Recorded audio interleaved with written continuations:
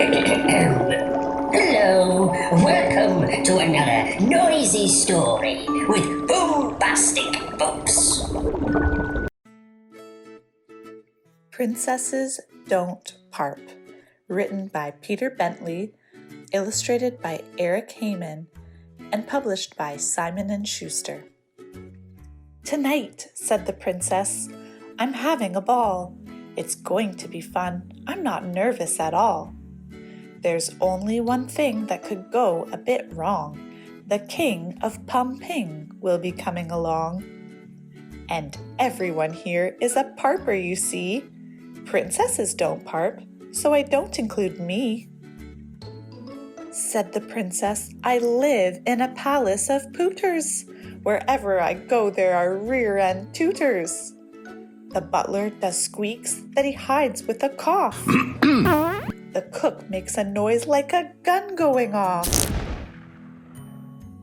And when Peggy, my chambermaid, picks up a pin, she always lets off.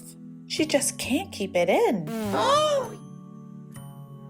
The troops on parade are too trumpy to mention. They all parp at once when they stand to attention. 10 huts! But the king of Pumping won't hear parping from me. Princesses don't parp, as I'm sure you'll agree. When Chivers is cranking the car to go shopping, it isn't the engine that makes a loud popping. Constable Coggins will try to pretend that you've just heard some fireworks and not his rear end. And the constable's baby might look very small, but its blasters are some of the biggest of all. When Madame de Pom-Pom sits down with her harp, she simply can't help letting out a loud parp. It sounds like the air from an untied balloon. And this is the weird thing. It's always in tune.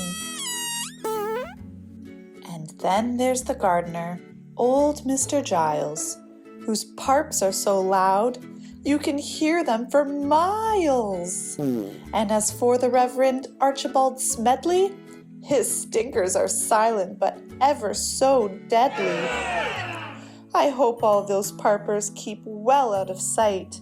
I don't want them pooping my party tonight. You'd think my relations would silence their rumps, but no, they do some of the very worst trumps. Aunt Carolina sounds just like a frog. The Duke of Cucumberland startles the dog. But I'd never make Rover run out of the door. Princesses don't parp, as I told you before. So when Uncle Edmund asks, "Who made that pong? Was it the princess?" you know he's quite wrong. It was probably Edmund himself or the cat. Princesses don't parp. It's as simple as that. As she pulled on her ball dress, the 7th she'd tried, the princess looked into her mirror and sighed. "No, you'll never catch me doing bum blasts or toots. I do not do bottom burps, whiz pops, or boots. That parp in the pews, it just couldn't be me. That pump in the pool, that was someone else, see? Who whiffed in the lift? Who rattled the china? Blame one of the footmen, or Aunt Carolina." "Right," said the princess. "It's time for the ball. I'm a teensy bit nervous tonight after all. I hope no one parps. They're a windy old bunch. Thank goodness we didn't have curry for lunch. It's the king of Pumping. Does my hair look all right? I mustn't forget to be nice and polite." The king walked towards her. Her legs were like jelly. She felt something weird going on in her belly.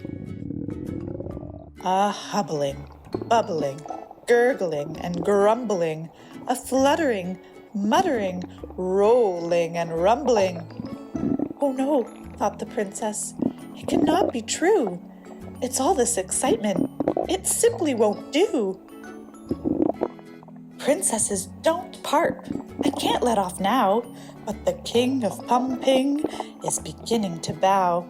So I've really no choice. I must welcome my guest. I'll just have to curtsy and hope for the best.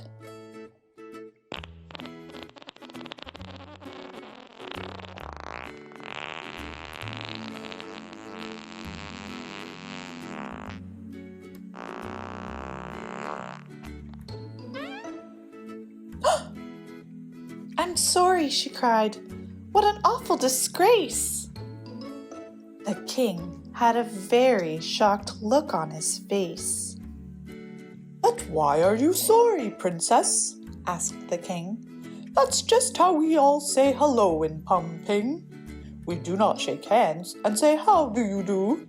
We bow and we parp very loudly like you.